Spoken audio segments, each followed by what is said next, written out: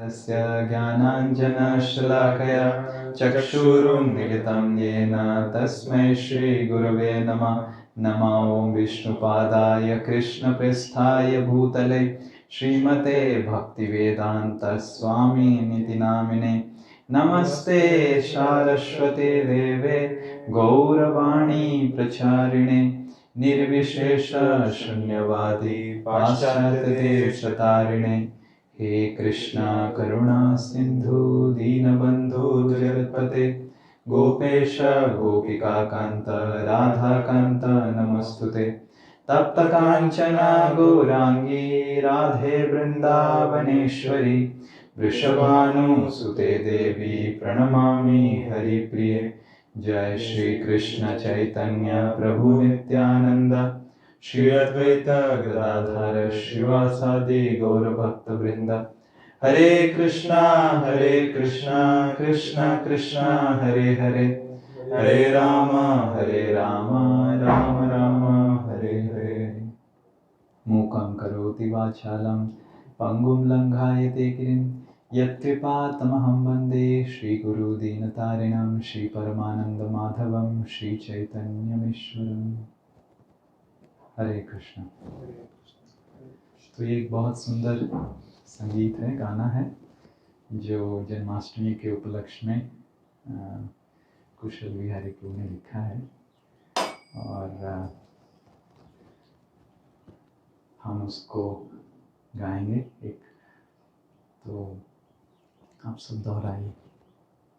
आज की कथा के ऊपर है इसलिए हम गा रहे हैं, और एक गाना भी हम लिख रहे हैं जो हम जन्माष्टमी को कुछ दिन पहले ही रिलीज़ करेंगे स्पेशली, पर आज के कक्षा में इसको हम गाएंगे। तो आप सब दोहराइए। जय जय माखन चोर मुरारी, जय जय नटवर नागर श्याम। जय जय माखन चोर मुरारी, जय जय नटवर नागर श्याम। जय जय माखन चोर मुरारी, जय जय नटवर नागर श्याम। जय जय माखन चोर मुरारी, जय जय नटवर नागर श्याम। जय जय मोहन गिरिवरधारी, जय जय लीला सागर श्याम। मोहन गिरिवरधारी, जय जय लीला सागर श्याम। जय जय माखन चोर मुरारी, जय जय नटवर नागर श्याम। Everyone, please clap. चोर मुरारी, जय जय नटवर नागर श्याम। जय जय माखन चोर मुरारी, जय जय नटवर नागर श्याम। माखन चोर मुरारी, जय जय नटवर नागर श्याम। जय जय मोहन गिरिवरधारी, जय जय लीला सागर श्याम। मोहन गिरिवरधारी, जय जय लीला सागर श्याम। जय जय माखन चोर मुरारी, जय जय नटवर नागर श्याम। माखन चोर मुरारी, जय जय नटवर नागर श्याम। जय जय माखन चोर मुरारी, जय जय नटवर नागर श्याम।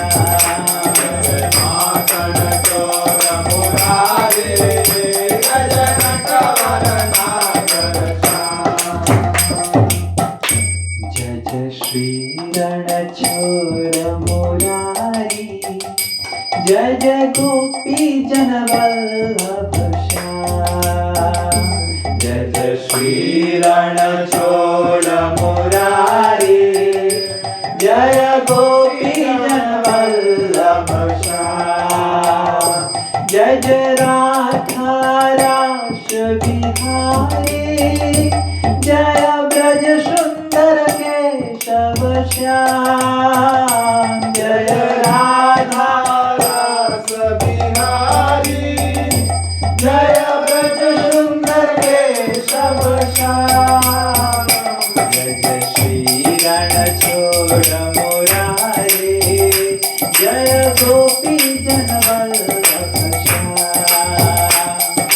श्री रणछोड़ मुरारी, जय गोपी वल्लभ श्याम।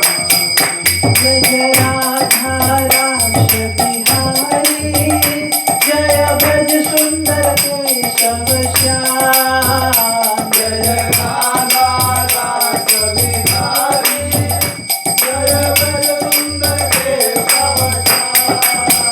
जय जय श्री रणछोड़ मुरारी, जय गोपी जन वल्लभ श्याम।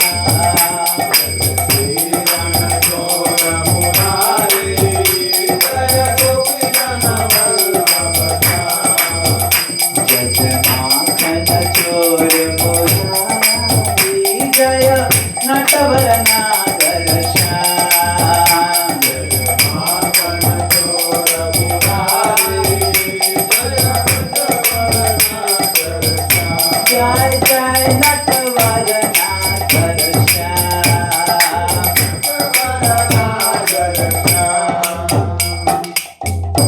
जय जय ब्राह्मण गौहितकारी, जय जय मोर मुकुटधर श्याम। जय जय ब्राह्मण गौरितकारी, जय जय मोर मुकुटधर श्याम। जय जय ब्राह्मण गौहितकारी, जय जय मोर मुकुटधर श्याम। जय जय ब्राह्मण गौरितकारी, जय जय मोर Mukutdhar Shyam.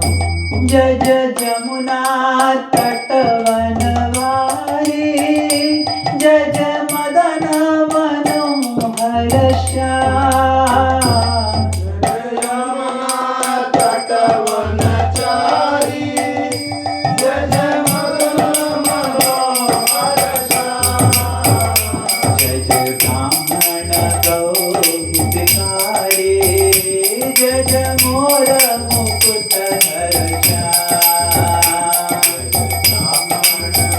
Everyone, Hari, jai jai mora mukuटधर Shyam. जय जय जमुना तटवनचारी, जय जय मदन मनोहर श्याम। जय जय यमुना तटवनचारी, जय जय मदन मनोहर श्याम। जय जय माखन चोर मुरारी, जय जय नटवर नागर श्याम। Everyone loudly. जय नटवर नागर श्याम। जय जय माखन चोर मुरारी, जय जय नटवर नागर श्याम। माखन चोर मुरारी, जय जय नटवर नागर श्याम। जय जय नटवर नागर श्याम। नटवर नागर श्याम। जय जय श्री वृषभानु दुलारी, जय जय नंद जशोदा श्याम।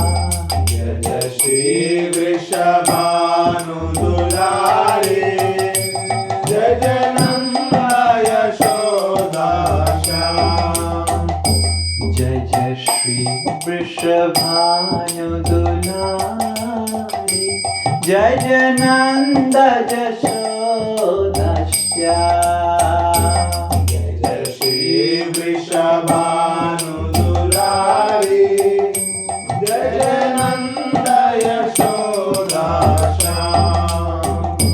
जय जय बंशीधर वनवारी, जय जय श्री रसराजा श्याम। जय जय वंशीधर वनवारी, जय जय श्री रसराजा श्याम।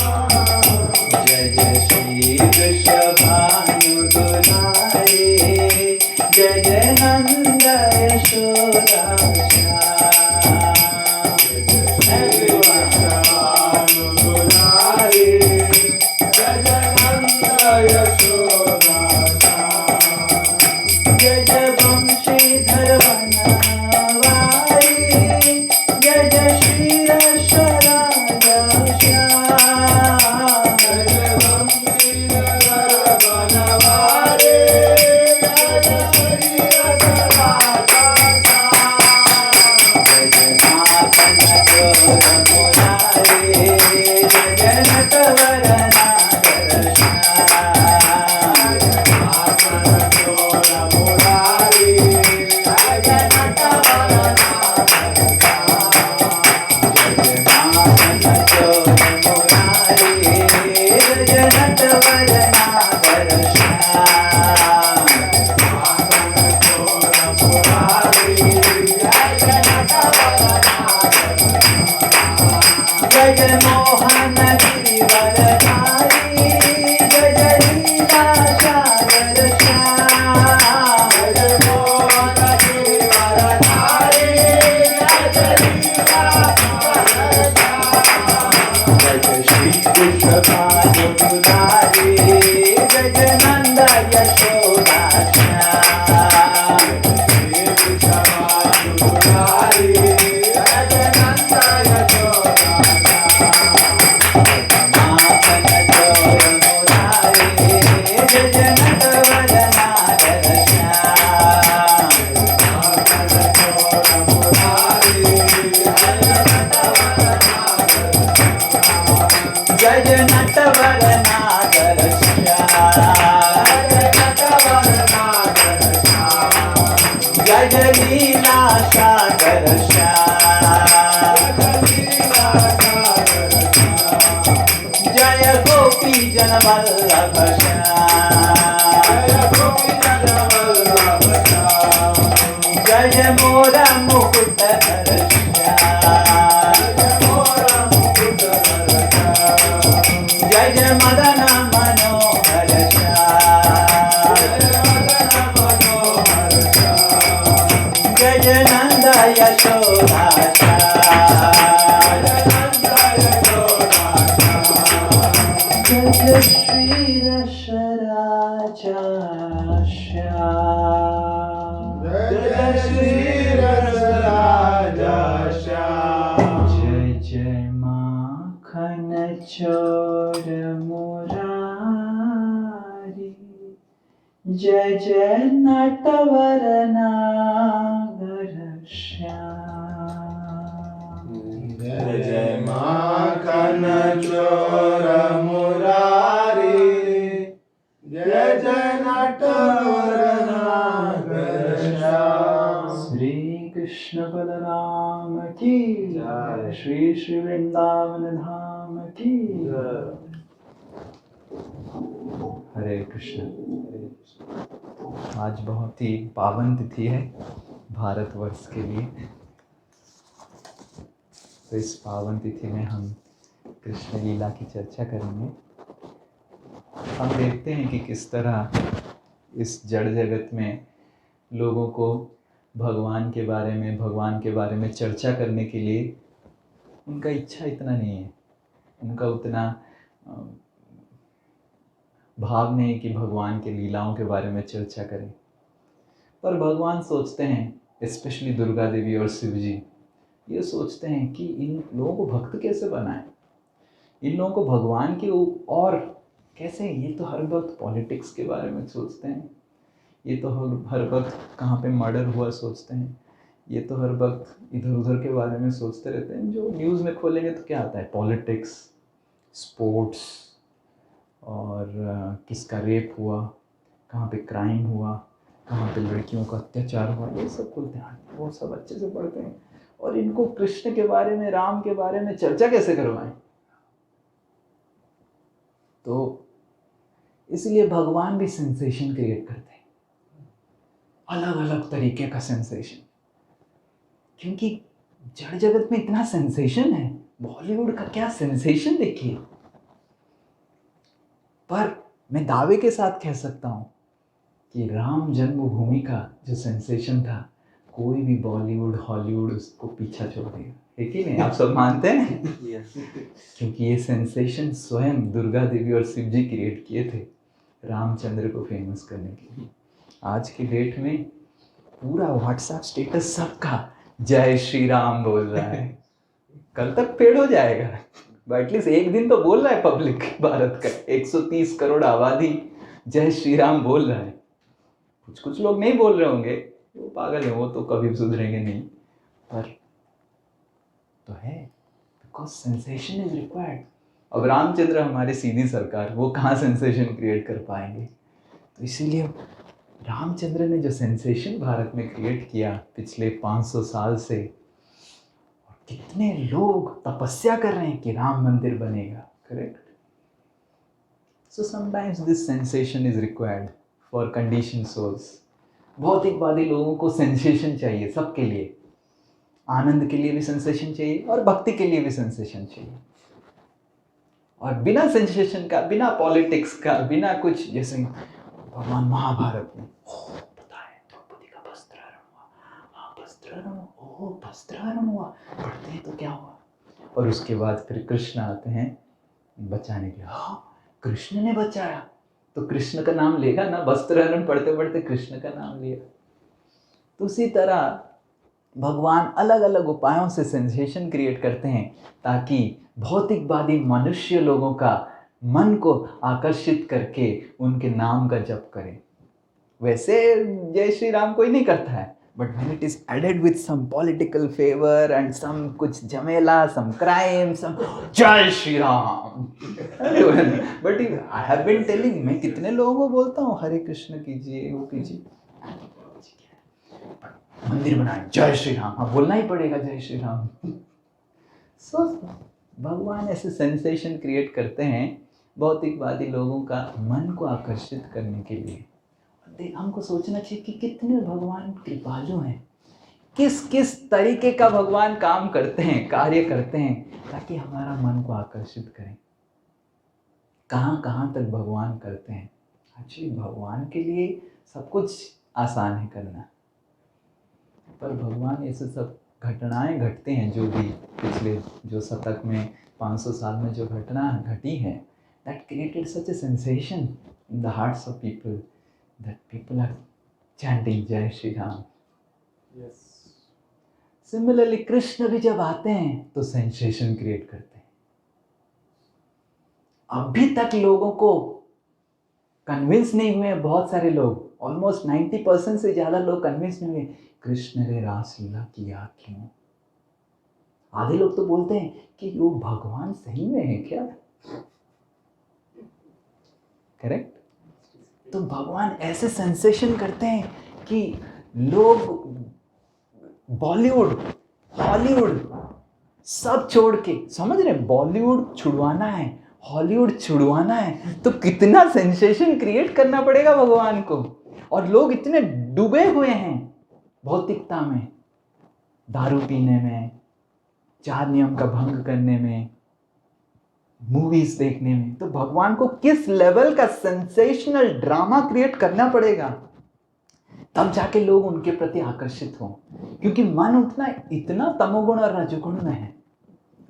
तो इसीलिए भगवान आके अलग अलग सेंसेशनल लीला करते हैं ताकि लोग विवश हो जाएं उनके बारे में चर्चा करने के लिए। क्योंकि भौतिकवादी लोग, उनको चाहिए पॉलिटिक्स, उनको चाहिए सम एक्सप्लॉयटेशन ऑफ वुमेन, उनको चाहिए ये सब चीज़ें, तब जाके उनका मन आकर्षित होगा। और भगवान यही सब चीज़ें यूज़ करके सबको उनके ओर आकर्षित करके उनको विवश कर देते हैं उनका नाम लेने के लिए। तो ये भगवान की कृपा है। जो भौतिकवादी लोग भगवान को, अपने भगवान के धाम को छोड़ के इधर आए हैं, भगवान उनको नहीं छोड़े हैं और अलग अलग उपायों से उनका मन को आकर्षित कर रहे हैं। और उसी तरह हम कृष्ण को भी देखते हैं कि रामचंद्र तो इतने सेंसेशनल नहीं थे, पर कृष्ण का तो हर एक्टिविटी सेंसेशनल था।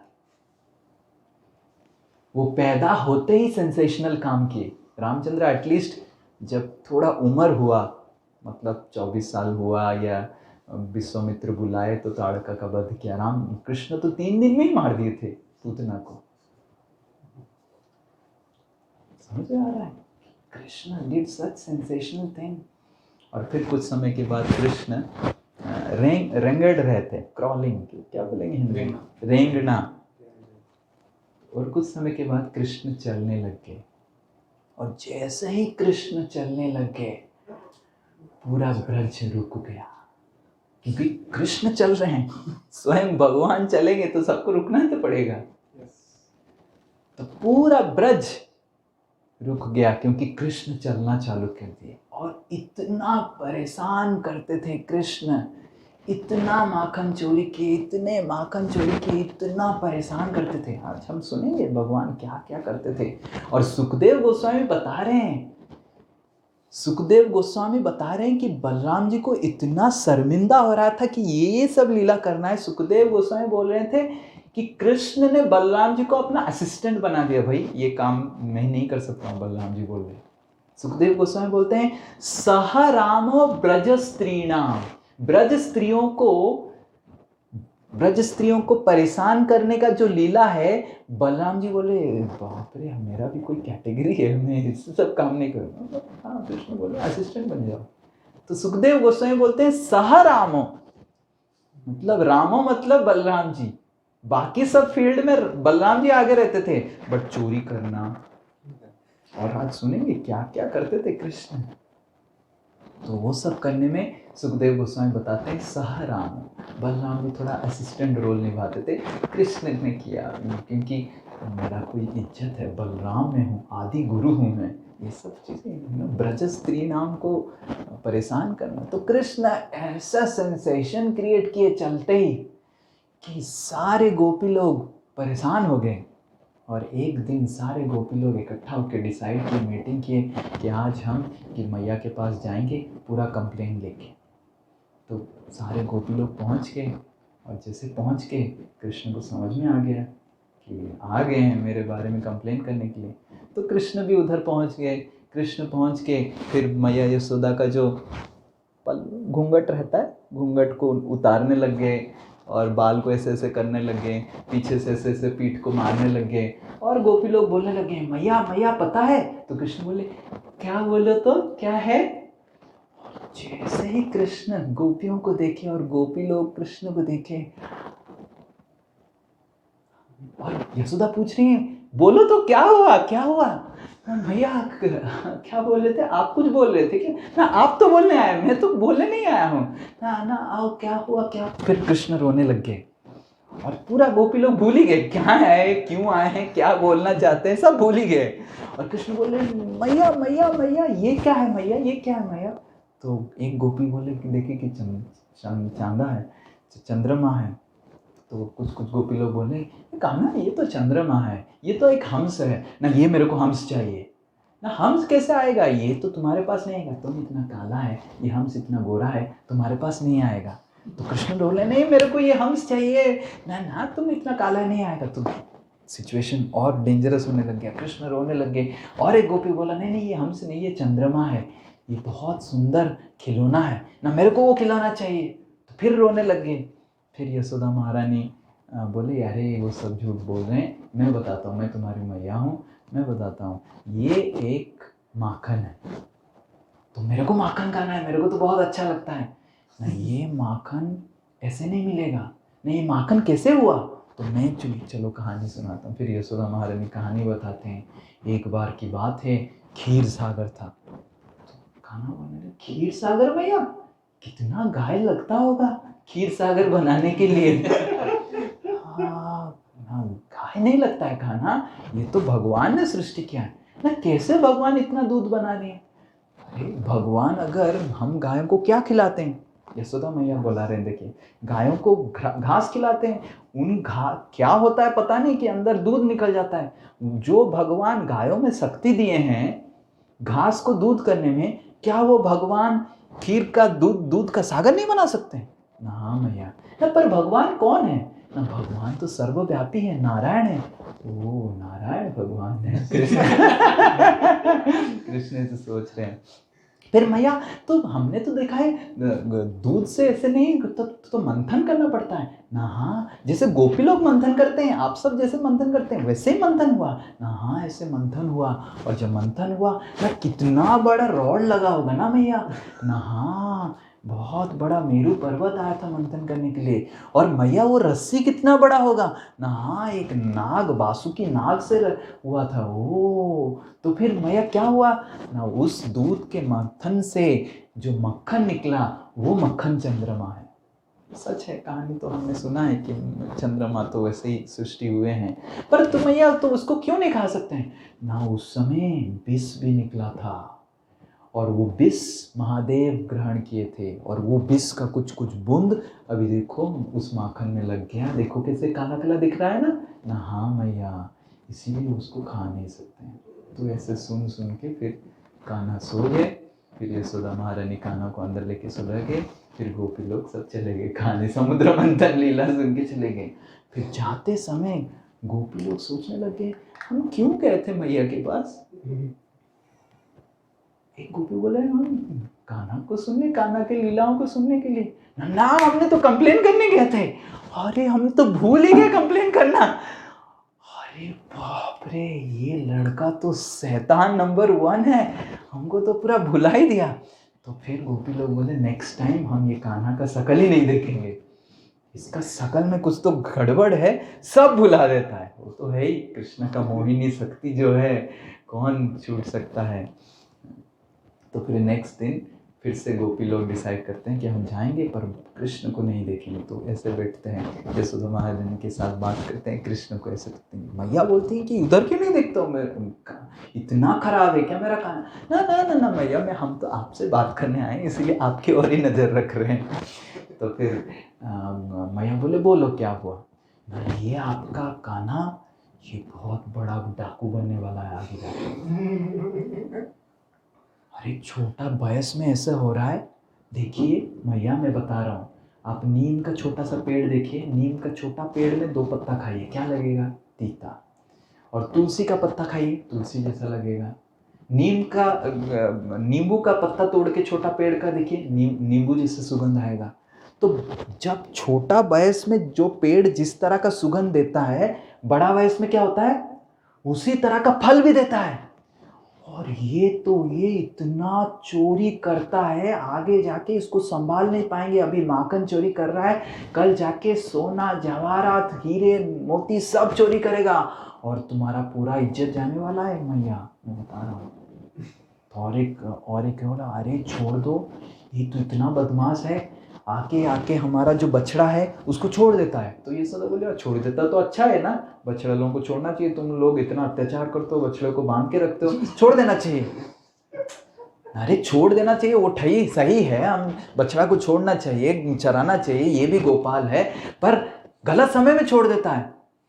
वो 4 बजे हमारे घर में, आपके इतना जल्दी उठ जाते हैं, 4 बजे छोड़ देते हैं, 4 बजे आके हमारे घर में आके घुस के वो बछड़ों को छोड़ देता है। बछड़े लोग गाय का सब दूध पी लेते हैं, और 6 बजे हम जब दूध दाने जाते हैं, कुछ दूध नहीं है।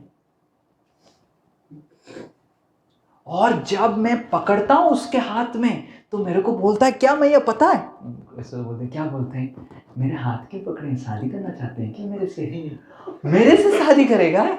मैया मैं तुम्हारी उम्र क्यों, मेरे से शादी करेगा वो? मेरा हाथ पकड़ लेता है, और मैं जब गुस्सा हो जाता हूँ तो मैं तुम्हारा हाथ पकड़ा, तुम मेरी हाथ पकड़ी, तो मेरे को लगता है तुम मेरे से शादी करना चाहते हैं, तो मैं छोड़ देता हूँ हाथ, फिर वो भाग के चला जाता है। तो ऐसे दुर्दांत अपराधी है ये। और मैं जब चिल्लाने लगता हूँ, वो मेरी ओर देखने लगता है, और जब देखता है क्या पता नहीं उसके शकल में, इसीलिए हम देख नहीं रहे उसको अभी। कल भी तो आए थे हम कंप्लेन लेके, देखा तो फंस गए हम, तो हम देख भी नहीं रहे। मैया जब देखते हैं इसके शकल में क्या है, ये या जादू है कि हम भूल ही जाते हैं सब कुछ, और हम ऐसे बैठे रहते हैं, वो सब माखन दही दूध सब चाट चूट के खा के चला जाता है। तो यशोदा महारानी बोले कि बहुत अच्छा है, फिर उसका पेट भर गया, फिर नहीं आएगा। ना ना, ये क्या भूखा है? ये भूख के लिए नहीं खाता है, इसका हाथों में खुजली है मैया। ये बचपन में पता नहीं कौन से मुहूर्त में पैदा हुआ है, इसके हाथ में खुजली है। इसको एक स्वाभाविक रुचि है चोरी करने का, इसका एक रुचि है, पता नहीं मैया, मैं बता रहा हूं इसका बहुत गड़बड़ है। तो यशोदा महारानी बोले तुम लोग सब मूर्ख हो, ये छोटा सा बच्चा है मेरा, और इतना छोटा है, हाथ इतना छोटा है, ऊपर लटका दो। नहीं मैया, हमने वो भी किया, ये अंत्य लीला चल रहा है माखन चोरी का।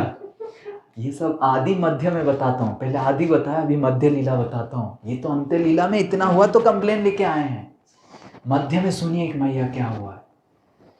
जब हम वो सब विचार करके ऊपर लगाए, वो कुछ लगा दिया, कुछ उल्लूखल लगा दिया, चेयर लगा दिया, बैठने का जगह लगा दिया, या फिर दूसरे बच्चों को भी भड़का दिया ये, और दूसरे बच्चों को एट से बिठा देता है, उनके ऊपर चढ़ के फिर लगा देता है। तो हमने और रस्सी ऊंचा कर दिया, और ऊंचा कर दिया, तो उसका हाथ ना पहुंच पाए, तो वो छड़ी लेके उसको मार के तोड़ के खाता है।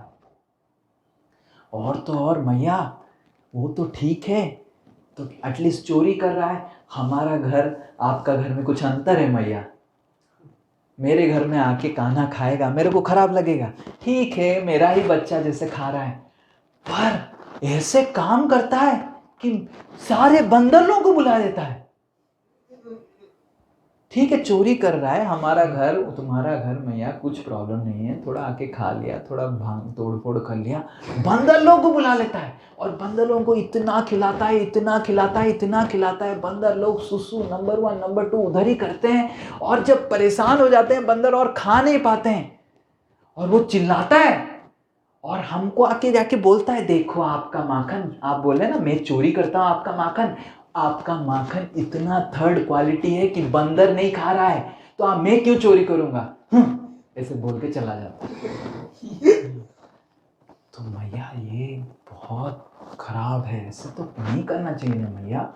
और तो और मैं बोल रहा हूँ मैया कि एक बार मैं उसको डरा दिया था।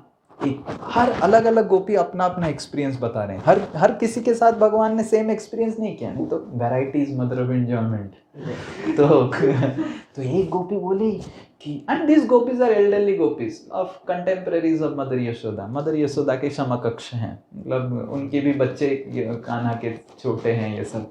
एक गोपी बोली मैं तो उसको गुस्सा हो गई, मेरे को पता था हाथ नहीं पकड़ना है, क्योंकि वो क्या है, जो भी दिन भर होता था रात में डिस्कस करते थे कि ओके कृष्ण ने हाथ पकड़ा, शादी का प्रस्ताव रखा, तो मैं तो हाथ नहीं पकड़ी उसका, क्योंकि मेरे को बोलेगा शादी करने के लिए। मैं ऐसे उंगली दिखा के गुस्सा हो गई, और मैया मेरे ऊपर चिल्लाने लग गया, मेरा नाम पकड़ लिया, स्वर्णमुखी तुमको पता नहीं, मैं कल मसाल लेके आऊंगा और तुमको तुम्हारे पति के साथ बच्चों के साथ सागृह जला दूंगा।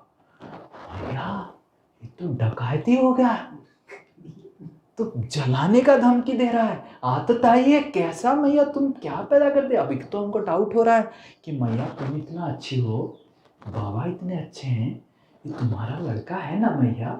सो हमारे में बहुत गुस्सा हो गए, क्या बोलते हो तुम, मेरा लड़का नहीं है, मेरा ही लड़का है ना, आपका लड़का है, तो ऐसे कैसे हुआ मैया। तो नहीं, तुम लोग क्या करो, तुम बिल्कुल तुम्हारा बुद्धि नहीं है, सबको छुपा दो ना मैया। हमने वो भी किया, हमने सब कुछ छुपाने का कोशिश किया, हम पूरा अंधकार में रखने का कोशिश किया, पर पता नहीं किस मुहूर्त में मैया ये तुम्हारा बेटा कान्हा पैदा हुआ है, उसके शरीर से एक स्वाभाविक ज्योति पैदा होता है, और जहां पे भी जाता है वो आलोकित हो जाता है जगह। तो कैसा आलोकित होता है न, मैं भी उसका जो हीरे जवाहरात पहनाई है तुम मैया, उसी के वजह से हो रहा है। तो क्या मैं निकाल दूं क्या? तुम्हारे बच्चे सब निकला हुए हैं क्या, ऐसे नंगे घूम रहे हैं तो मैं निकाल दूं? ना नहीं मैया, हम तो ऐसे नहीं बोल रहे हैं मैया, बस हम ऐसे ही बोल रहे हैं कि समझा करिए मैया, हमसे आपका कोई दुश्मनी नहीं है, कान्हा से कोई दुश्मनी नहीं है, हमारा घर तुम्हारा घर सब सेम है मैया, बट समझा कीजिए, नीम का पत्ता छोटे में ही तीता लगता है, और तेरा कान्हा मैया छोटे में ही दिखा रहा है बड़ा होके क्या होगा। मैं बता दिया। तो फिर सारे गोपी लोग चले गए और सारे गोपी लोग बहुत आनंदित हुए कि आज हमने कर दिया, कान्हा को देखा भी नहीं और हमने सारा बोल दिया, और फिर चले गए। फिर यशोदा महारानी कृष्ण को देखे और कृष्ण बस हंस रहे हैं, मतलब जैसे उन्होंने कुछ किया ही नहीं। और फिर कान्हा बोलते हैं कि मैया मेरा शक्ल देखो, आईना देखे मेरा शक्ल देखो, कभी भी ऐसा लगता है मैं ऐसे काम कर सकता हूँ? यशोदा महारानी बोलते हैं मेरे को भी वही लगता है कान्हा, कभी तुम ऐसा नहीं कर सकता है। वही तो मैया, ये चलती है मैया, ये सब चलती है। सब हाँ चलती है, क्यों चलेंगे मैया, इनका बेटा देखा है, सुअर की तरह है उनके बेटे सब।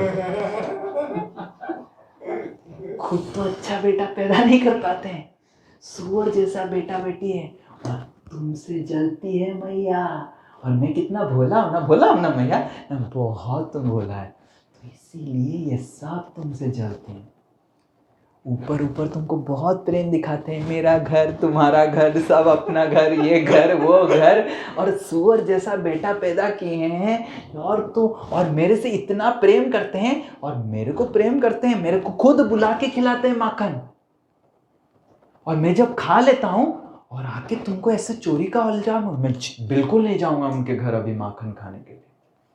तो यशोदा महारानी बोलते हैं बिल्कुल तुम नहीं जाना, हमारे घर में क्या माखन की कमी है, हमारे 9 लाख गाय हैं। कृष्ण बोले हाँ हमारे 9 लाख गाय हैं, और 9 लाख गाय तो हमारे पद्मगंधा गाय हैं, उनकी गंधा उनकी बेटे लोग बदबू मारते हैं, उनकी जो माखन है बदबू मारता है, मैं क्यों जाऊंगा? वो बुलाते हैं मेरे को प्रेम से, और उनका जो बेटे बेटी हैं वो भी मेरे को इतना प्रेम करते हैं, इसी के वजह से मैं जाता हूँ, मेरे को उनसे कुछ लेना देना नहीं। और तो और मैं क्यों उनसे शादी करूंगा, शकल देखा है आईने में? हाँ तुम क्यों उससे शादी करेगा, ये तो बूढ़ी हो गई, उससे क्यों शादी करेगा? मैं तो तुम्हारे लिए गोरी सी एक सुंदर सी लड़की ढूंढ लूंगा। हाँ मैं तो राजा हूँ, मैं रानी से शादी करूंगा, चपरासी से क्यों शादी करूंगा, मैं नहीं शादी करूंगा। क्या क्या इल्जाम लगा रहे हैं मेरे ऊपर। ये सांप जलती है मैया तुम्हारे से, सांप जलती हैं। ये ऊपर ऊपर तुमको आके ऐसे बोलते हैं, अंदर अंदर उनका पूरा लाभा है, जलन का लाभा है। मत उनके बातों में फंसो, मैं बता रहा हूँ, और मैं कभी झूठ नहीं बोलता हूँ, कभी आज तक मैंने झूठ नहीं बोला, मैं तो परम सत्य हूँ। तो फिर मैया फिर बोलते हैं मेरे को पूरा विश्वास है कान्हा तुम्हारे ऊपर, पर फिर भी तुमको समझना चाहिए, कभी भी लोभ नहीं करना चाहिए, ये लोभ पूरा जीवन को बर्बाद करके रखता है। हमारे घर में इतना सारा है। तो कृष्ण सुन लेते हैं, हाँ हाँ मैया तुम सब सही बोलते हो, वो सब जलते हैं ना, हाँ हाँ सही है सही है। फिर नंद महाराज आते हैं शाम में। फिर शाम में जब नंद महाराज आते हैं तो शाम में नंद महाराज कान्हा जाके बोलते हैं कि पता है आज मैया मेरे ऊपर गुस्सा हो गई। नंद महाराज बोले मैया गुस्सा हो गई? यशोदा महारानी को बोलते हैं कि अरे तुम गुस्सा हो गई इसके ऊपर? ना मैं तो कहाँ गुस्सा हुई, वो सब कुछ लेडीज लोग कंप्लेन करने आए थे, वो सब मेरे से जलते हैं, ऐसे ऐसे कंप्लेन किया, मैं थोड़ा उसको बोला कि लोग नहीं करना चाहिए, उनके घर में नहीं खाना चाहिए। तो नंद महाराज बोले ठीक है तुम कान्हा अभी तुम मेरे साथ ही रहो, मैया के साथ मत रहो। तो जैसे ही सुनते हैं कृष्णा दौड़ के जाए, नहीं मैं मैया के साथ ही रहूँगा, ठीक है चलेगा, आप चलेगा। ऐसे करके फिर सारे गोपी लोग सब फिर चले जाते हैं। और फिर कृष्ण क्या करते हैं, क्योंकि मैया ने बोला है अब जाना नहीं है, तो कृष्ण कुछ दिनों तक जाते ही नहीं है चोरी करने के लिए। और सारे गोपी लोगों का तो पूरा जीवन फिर, और कृष्ण क्या करते हैं, अपने बच्चों को ले लेते हैं और उसके साथ बच्चों के साथ मिट्टी में खेलने लग जाते हैं, और मिट्टियों के साथ खेलने लग जाते हैं। और वहीं पे वो मिट्टी का लीला हुआ है, उसके ऊपर हम गाना लिखे हैं, गाना लिखने वाले हैं, तो वो मिट्टी खाने का लीला उस समय डिस्कस करेंगे। पर वो कृष्ण मिट्टी का लीला करने लग जाते हैं, मिट्टी के साथ खाने लग जाते हैं, वो सब करने लग जाते हैं। और सारे गोपी लोग परेशान हो गए, क्योंकि अगर कान्हा हमारे घर में नहीं आएंगे चोरी करने के लिए तो हमारा माखन, हमारा दही, हमारा घी, हमारे सब कुछ का क्या फ़ायदा है? बिकॉज हम माखन किसके लिए बना रहे हैं? कृष्ण के लिए। और वो चोरी करने नहीं आए। हाय हाय हाय, हमने कितना बड़ा गलती किया, मैया को काहे जाके कंप्लेन किया। तो जाके गोपी लोग बोलते हैं कान्हा को, कान्हा आज हमने बहुत सुंदर माखन बनाया। तो कृष्ण बोलते हैं मेरे पास समय नहीं, मैं खेल रहा हूँ ना, मेरे पास समय नहीं है आपके घर में जाने का। तो सारे गोपी लोग इतना परेशान हो गए, इतना परेशान हो गए, एक दो गोपी तो जाके कृष्ण के पैर पड़ लिए कि कान्हा आज मैंने रबड़ी बनाया है सिर्फ तुम्हारे लिए, प्लीज आके खाओ। तो फिर कृष्ण जाके उस दिन फिर रबड़ी खाते हैं। और कान्हा और एक गोपी बोलते हैं कि हमारा जो भी रबड़ी, हमारा जो भी दही, हमारा जो भी माखन तुम्हारे लिए है कृष्णा। कृष्ण बोलते हैं मेरे लिए है? हाँ तुम्हारे लिए है। तो फिर नेक्स्ट दिन फिर से कृष्ण का लीला चालू। और जब नेक्स्ट बार जब लीला चालू होता है, कृष्ण डबल ट्रिपल 10 गुना उनका स्ट्रैटेजी इम्प्रूव कर लेते हैं, क्योंकि इतना दिन जो लीला नहीं किया है पूरा प्लान करके। और कृष्ण इतना दिन जो मिट्टी का खेल कर रहे थे, actually he had employed spies. 5 लोग खेल रहे थे और 5 लोग घूम रहे थे कि कहाँ छुपता है माखन। तो ऐसा चोरी फिर भगवान ने किया। और चोरी तो नहीं किया, उस समय जाके सुसु भी कर दिए घर में। बच्चों को चिमट के ऐसे करते हैं ना, क्या बोलते हैं हिंदी में? चिमटा करना। ऐसे चिमटा करते थे, बच्चे लोग इतना रोते थे। और एक दिन और सबसे जो प्रिय लीला रहता था भगवान का, तो वो पहले क्या करते थे सुनिए, एक श्लोक है हम जो गाएंगे। गोवत्स बाले शिशुकाकपक्षं बध्नन्त अम्बोज दलयाताक्षं। गोवत्स बाले शिशुकाकपक्षम। तो सारे जो गोपियों का, वो पहले क्या करते थे, गोपियों का घर में जाके उनके जो छोटे छोटे बच्चे रहते जो रेंगड़ते रहते थे, ये तो अभी चलने लग गए, जो रेंगड़ते रहते थे, उनका जो शिखा रहता था और उनके जो छोटे बछड़े थे, उनका शिखा और बछड़े का लांच बांध देते थे। हरे कृष्ण। और जब चोरी होता था, अब जब चोरी होगा, चोरी होने से आवाज आएगा, सो गोपी लोग आएंगे पकड़ने के लिए। और जब पकड़ेंगे, आवाज जब आएगा तो बछड़े भी दौड़ने लग जाएंगे। और ये बच्चा जब दौड़ेगा, ये बच्चा भी उसके साथ। तो गोपी लोग बोलेंगे मेरा बच्चा, मेरा बच्चा, मेरा बच्चा। उसको पकड़ेगा ना, कान्हा को पकड़ेगा, सब कान्हा भाग जाते थे। हरे कृष्ण। देख लो कितना खतरनाक चोरी। उवाच माता चिबुकं गृहीत्वा गोविंद दामोदर माधवेति। यशोदा महारानी भगवान की चिबुक, मतलब इसको पकड़, अरे ऐसे किया तुमने, सीखा बांध दिया, वो घसीट के गया ना। ना मैया ऐसे कम कर सकते हैं, वो जिंदा रहेगा घसीटने से, वो ऐसे थोड़ा सा कुछ नहीं होगा। मेरा ही पार्षद है, आप चिंता मत कीजिए, लीला ऐसे ही होता है। तो भगवान ऐसे ऐसे लीला करते हैं। और देखिए ब्रजवासी होना मतलब कितना शरणागति। सोच रहे आपका बच्चा का सीखा अगर बछड़े के, गाय के साथ लगेगा और वो घसीट के जाएगा। और भगवान खुद भी बछड़ों का लांच पकड़ लेते थे और जब लांच पकड़ते थे, बछड़े लोग पूरा दौड़ते थे। और भगवान ऐसे पकड़ के जैसे करते हैं ना स्लाइडिंग, सर्फिंग गोबर सर्फिंग करते थे भगवान। तो इस तरह भगवान ऐसे ऐसे लीला के। अब गोपी लोग सोचे कि एक बार तो मैया के पास गए कंप्लेन लेके, कुछ हुआ नहीं, अभी हमको दूसरा उपाय पकड़ना पड़ेगा। तो सारे गोपी लोग यशोदा महारानी की जो जेठ है, जेठ समझते हैं, जेठानी मतलब नंद महाराज की बड़े भाई उपानंद के जो पत्नी है प्रभावती के पास गए। पता है ऐसे ऐसे हुआ। हाँ ऐसे कर रहा है कान्हा? हाँ ऐसे कर रहा है, तो हम जाएंगे बात करने के लिए। तो प्रभावती आते हैं यशोदा महारानी के पास और बोलते हैं यशोदा यशोदा। तो यशोदा महारानी आते हैं, तो क्या हुआ ना, हमारे घर में और आपके घर में कुछ अंतर है।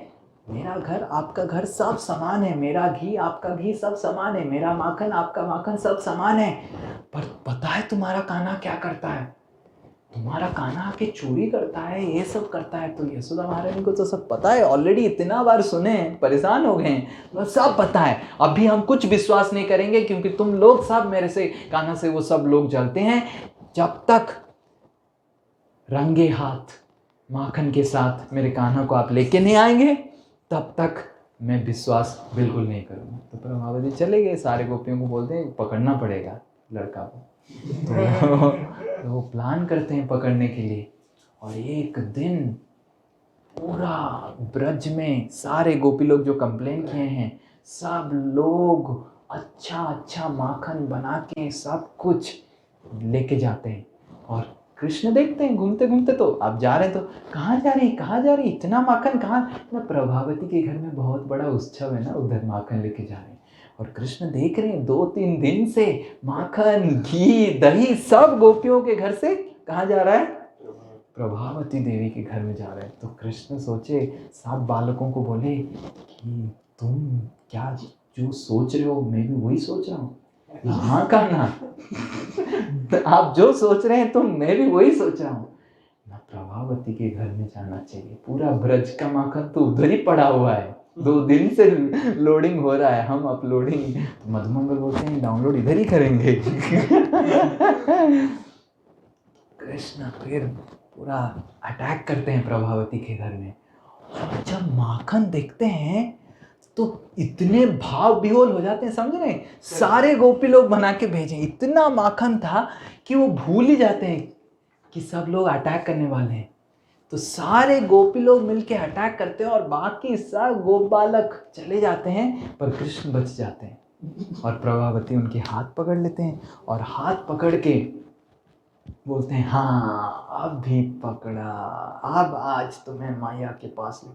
तो कृष्ण बोलते हैं प्रभावती, मेरे को प्रभावती बुला रहा है तुम, मैं तुम्हारी मैया से बड़ी हूं, मेरे को तुम नाम लेके बुला रहा है। अरे कोई किसी का मैया नहीं है, मैं ही ईश्वर हूँ, मैं ही परमेश्वर हूँ, तुम्हारा माखन तुम्हारा सब कुछ मेरा है, मैं खा लिया तो क्या हुआ, मैं सबका पति हूँ। हाँ तुम मेरा पति है, ऐसे ऐसे बात बोला, आज बताता हूँ मैया को लेके जाता हूँ। तो ऐसे खबरदार प्रभावती मत लेके जाओ मेरे को। तो प्रभावती बोलते मैं दिखाता हूँ आज। तो घसीट घसीट के लेके जाते हैं। फिर रास्ते में नंद महाराज देखते हैं प्रभावती को इतना गुस्सा, बट जनरली लेडीज क्या मुंह छुपा देते हैं और कान्हा को भी छुपा देते हैं। फिर नंद महाराज को क्या हो गया, लेके जा रहे हैं तो जोर से चिल्लाने लगते हैं यशोदा यशोदा यशोदा, तुम सोच रहे थे प्रमाण प्रमाण में लेके आओ, शास्त्रिक प्रमाण है ये।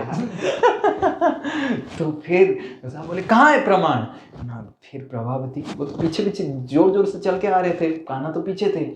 तो फिर आगे ले आते हैं और जैसे आगे लेके उनका साड़ी उतारते हैं, कान्हा का मुंह ढका हुआ है, वो तो उसका ही बेटा है प्रभावती का। और यशोदा महारानी बोलते हैं प्रभावती पगली हो गई क्या, ये देखो किसका बेटा है, तुम्हारा खुद का बेटा तुम्हारे घर में चोरी कर रहा है और तुम मेरा बेटे के ऊपर इल्जाम लगा रहे हैं।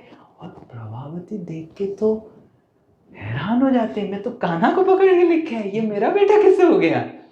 तो फिर प्रभावती बोल, ओ सॉरी मेरा कुछ चक्कर आ रहा है, रात में सोया करो प्रभावती, तुमको शायद भ्रम हो रहा है, मेरा कान्हा बहुत अच्छा है।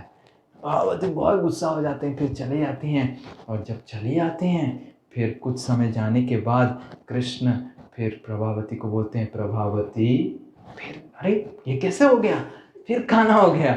मैं खबरदार, मैं बोला था प्रभावती, अगली बार मैया के पास लेके जाऊंगा तो मैं तुम्हारा पति बन जाऊंगा। हरे कृष्णा। तो जब ये गोपी लोग सुने, उसके बाद गोपी लोग यशोदा महारानी के पास कंप्लेन करना ही छोड़ दिए कि कितना बेइज्जत होगा, समझ रहे हैं। अभी बेटा हो गया तो ठीक है, अभी पति बन जाएगा तो कितना इज्जत का सवाल है, समझ में आ रहा है। यू टेक योर हस्बैंड ऐसे, वो मेरा हमारे घर में चोरी कर रहा है।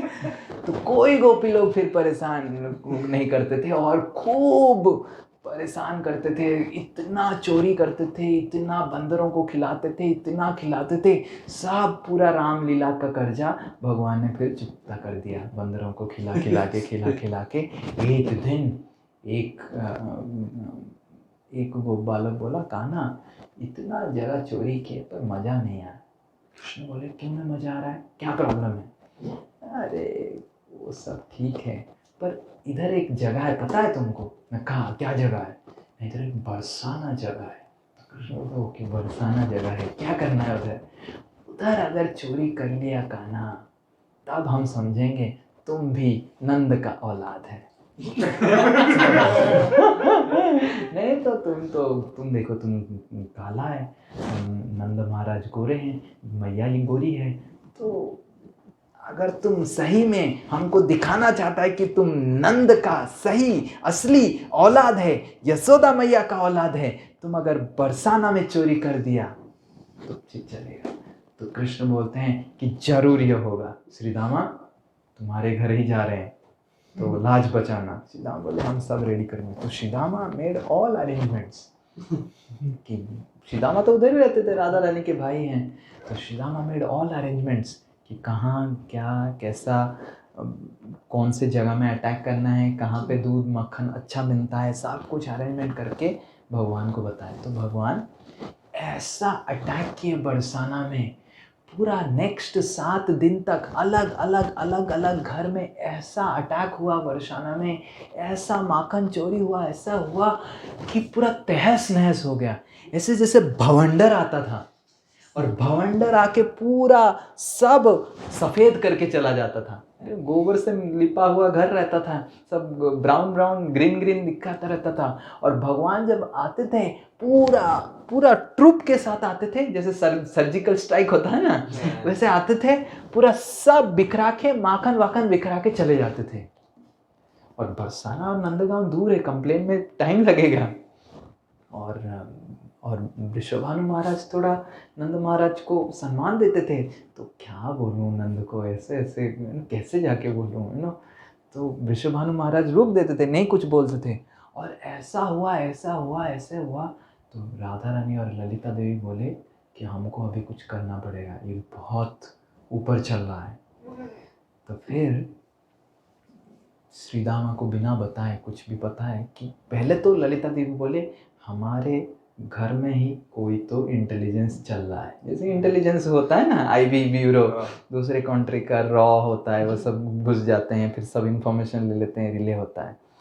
तो राधा रानी बताते हैं, मेरे को पता है कौन है, हमारा भाई ही है, कि हमारे जो भ्राताश्री हैं उधर ही हैं, हमारे साइड में नहीं है। तो फिर राधा रानी और सारे सखी लोग मीटिंग करते हैं और एक गोपी का घर चूज़ करते हैं और उनके घर में 2-3 दिन से सुगंधित माखन बनाते हैं और करते हैं। और ऐसे शाम में तो श्रीदामा उधर ही आते हैं, कहाँ जाएंगे। और तो राधा रानी बोलते हैं, पता है आज वो चंद्रानंद सखी के घर में बहुत माखन चल रहा है और बहुत बड़ा उत्सव हो रहा है और क्या खुशबू आ रहा था और बहुत पकवान भी बना है। ऐसे बात कर रहे हैं। ओहो ऐसा है, कीर्तिदा मैया बोलते हैं, ओह ऐसा है, ओके ओके ओके। तो श्रीदामा को पता चल जाता है और नेक्स्ट दिन आके कान्हा को बोलते हैं कि चंद्रानंद सखी के घर में चलेंगे। तो उनके अरेंजमेंट ऐसा रहता है कि पूरा माखन वो फर्स्ट फ्लोर के ऊपर रख देते हैं और पूरा नीचे ग्राउंड फ्लोर खत्म खाली हो जाता है, कोई नहीं रहता है। तो कृष्ण आके देखते हैं माखन ही नहीं है, तो फिर वो ढूंढने लगते हैं कहाँ माखन है। और मधुमंगल जी का जो नाक है वो पूरा माखन घी सब कहाँ है वो मिल जाता है। तो करके पहुंच जाते हैं वो, और देखते हैं पूरा फर्स्ट फ्लोर माखन से ही भरा है। और फिर खाने लग जाते हैं, खाने लग जाते हैं, खाने लगते हैं। कृष्ण इतना खाते हैं, इतना खाते हैं, फिर सारे गोपी लोग चुप के आके दरवाजा बंद कर लेते हैं और खड़े हो जाते हैं, हरे कृष्ण। और फर्स्ट फ्लोर है, और सारे सखा लोग जब देखते हैं इतने सारे गोपी अटैक कर रहे हैं उनको, सारे सखा लोग विंडो से कूदने लग जाते हैं, पेड़ के ऊपर पकड़ के, ये करके वो करके। कृष्ण भी कूद देते हैं, बलराम जी कूदते हैं, सब कूद के भाग के चले जाते हैं। बंदर की कां करके सब चले जाते हैं। और सब कूदने के बाद मधुमंगल तो एक्चुअली वो मटका पकड़ के भागना चाहते हैं, एटलीस्ट लास्ट एक मटका चले जाएगा मेरे साथ तो उधर बाहर का होगा।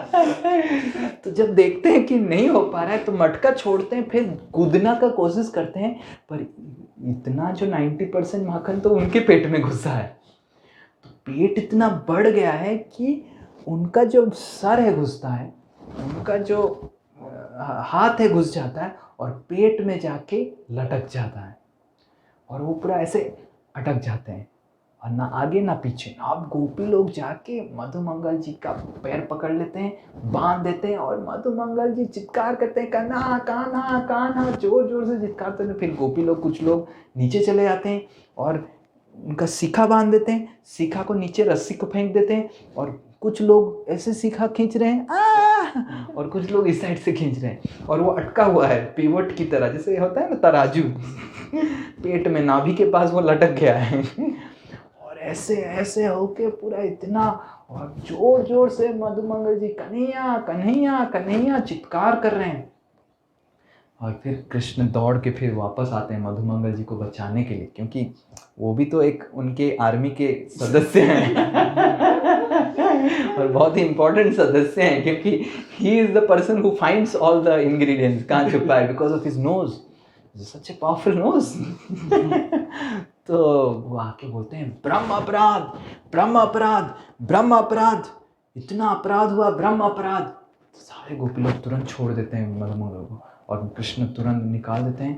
बाप रे, ब्रह्म अपराध, तुम सारे गोपी लोग, तुम्हारा शादी हुआ है या नहीं हुआ है? अभी अपराध के वजह से शादी में बहुत बाधा आने वाला है। तो फिर मधुमंगल भी समझ जाता है ट्रिक वो भी बैठ जाते हैं, ब्रह्म अपराध, मैं शाप देता हूँ तुम लोगों को, जो शादी होगा उसका 7 और पत्नियां होंगी, 7 पत्नियों का हम ये पति से शादी करेंगे। बाप रे, और उसका 2 ठो दांत आगे का गिरा हुआ, और बात करते हैं ऐसे आवाज करेगा उसका। तो सारे गोपी लोग डर जाते हैं। कृष्ण बोलते हैं हाँ सही बोल रहा है, ये बहुत बड़ा, ये तो पौर्णमासी का बेटा है, ये बहुत बड़ा, ये तो गर्ग मुनि से पढ़ा लिखा किया है, ये बहुत बड़ा आदमी है, बहुत बड़ा ब्राह्मण है, कभी भी इसका बहुत बड़ा अपराध आपने किया है। तो फिर ललिता देवी, विशाखा देवी सब नम्र हो जाते हैं, क्योंकि ये सब छोटे बच्चे हैं, फीलिंग वेरी वेरी डिस्टर्ब कि हमारा ऐसे शादी हो जाएगा, क्या करना पड़ेगा ना, आपको अभी अच्छे से मनोहर लड्डू बनाना पड़ेगा।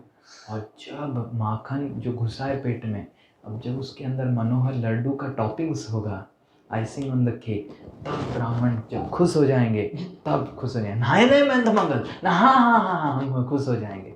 फिर सारे गोपी लोग एक पत्थर का सिंहासन में बिठाते हैं, फिर इतना सुंदर लड्डू बनाते हैं और कृष्ण को खिलाते हैं, और सारे गोप बालों को खिलाते हैं। और वो बरसाना में जाएंगे, अभी भी वो सिंहासन है जहाँ पे मधुमंगल को बिठाया, और जैसे ही मधुमंगल खाते हैं उसके बाद बहुत सारे लड्डू घर में भी लिखते हैं, रात के लिए चले गए।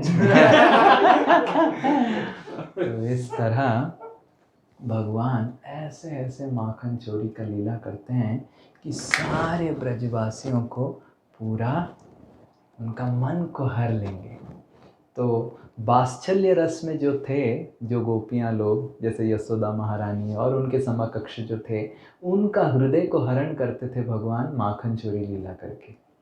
और जो माधुर्य रस में गोपी लोग थे, ब्रजबधुआ थे, उनको मन को हरण करते थे भगवान उनकी रूप और उनकी सौंदर्य और उनकी माधुर्य लीला से।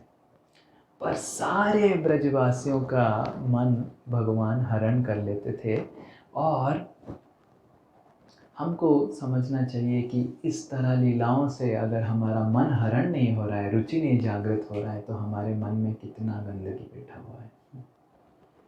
जिस तरह मैया भगवान को बोले कि ये जो माखन है इसमें विष भरा हुआ है, इसलिए तुम्हारे खाने योग्य नहीं है। तो इसी तरह हम भी हमारा हृदय रूपी माखन को भगवान को अर्पण करना चाहते हैं, पर हृदय तो अभी पत्थर हो गया है। भगवान की लीलाओं को सुन के हमारा हृदय तरल नहीं हो रहा है, भगवान की लीलाओं के प्रति हमारा आकर्षण नहीं है, भगवान की लीलाओं के हम समझ नहीं पाते हैं, भगवान की लीलाओं को पढ़ने के लिए हमको इच्छा नहीं होता है।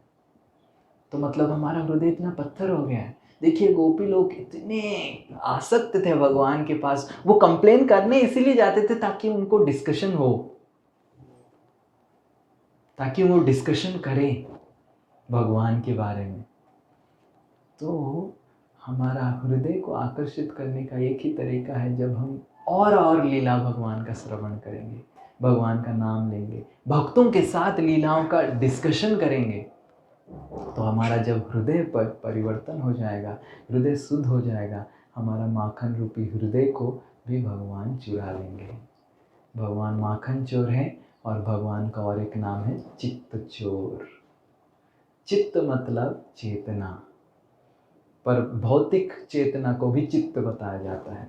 तो हमारा भौतिक चेतना जब काम, क्रोध, लोभ, मद, आश्चर्य से भर जाता है तो भगवान से वो आकर्षित नहीं होता है। पर ये चेतना को जब हम पवित्र करेंगे, भगवान का नाम जप करके, भगवान की लीलाओं को श्रवण करके, हालांकि हमको श्रवण करने में अच्छा लगे या ना लगे, हम अगर भगवान की लीलाओं को श्रवण करेंगे, डिस्कशन करेंगे, परस्पर में बातचीत करेंगे, तो हमारा जो चित्त है पवित्र होगा।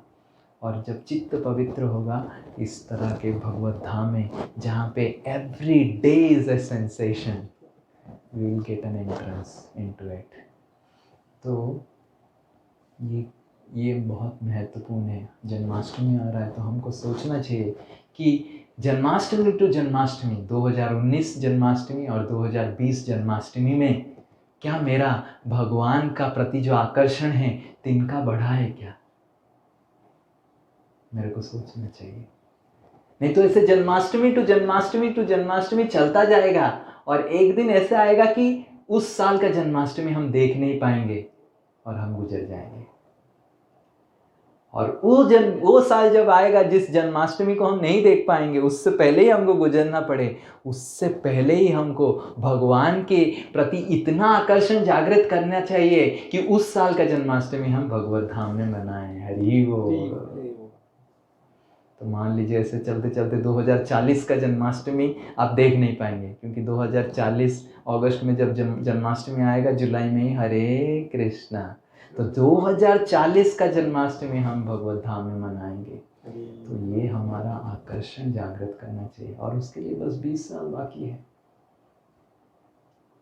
और हमको पता नहीं 2040 2046 में, ऐसे तो बोले गए हैं मेरे को कुछ लोग कि 2046 में कुछ होगा प्रभु जी आपका, मतलब 26 साल बाकी है मेरा, पर हमको पता नहीं, कोई बोल नहीं सकता है कौन कितने समय में कौन मरेगा। पर इस बार जन्माष्टमी हम पालन कर पा रहे हैं, अभी देखिए 4-5 दिन बचा है, पर इससे पहले भी कुछ भी हो सकता है। तो हमको सोचना चाहिए कि ये जन्माष्टमी हम पालन करने का मेरे को मौका मिल रहा है, पर नेक्स्ट जन्माष्टमी पालन करने का मौका मिलेगा कि नहीं मेरे को पता नहीं। तो इस जन्माष्टमी में मैं कृष्ण के प्रति मेरा आकर्षण को इतना बढ़ा दूं, इतना कोशिश करूं, ताकि अगर नेक्स्ट जन्माष्टमी तक मैं जिंदा नहीं रहा तो नेक्स्ट जन्माष्टमी जरूर भगवत धाम में मनाऊंगा। तो हमको हर वक्त गिनना चाहिए, जैसे कोई बिजनेसमैन होता है, वो हर वक्त जब दिवाली आता है तो गिनने चालू करता है कि मेरा पैसा कितना बिजनेस हुआ, कितना प्रॉफिट हुआ, कितना लॉस हुआ, कितना स्टॉक पड़ा हुआ है जो मैं बेच नहीं पाया। तो उस तरह हमको भी देखना चाहिए, हमारा हृदय का स्टॉक देखना चाहिए, कितना लोभ मद आश्चर्य जो हुआ है उसको हमने साफ नहीं किया, कितना भगवान का भक्ति भरा है हृदय में। स्टॉक एनालिसिस करना चाहिए, हार्ट स्टॉक एनालिसिस जन्माष्टमी से पहले। अब इस बार का हम अगर नोट डाउन करके रखेंगे तो 2021 जन्माष्टमी को हम देख पाएंगे। ओ स्टॉक तो लस्ट का स्टॉक तो 38 किलोटन था और इस बार तो 42 हो गया, 42 किलोटन हो गया, 4 किलोटन बढ़ गया लस्ट। बाबा रे बाबा, तो लिखेंगे नहीं तो हमको क्या लगेगा, हम तो हवा में उड़ते रहेंगे और सब अच्छा चल रहा है, सब अच्छा चल रहा है। भगवान को अंदर पता है क्या चल रहा है। तो इसलिए Janmashtami we should make an inventory of our spiritual life and we should understand.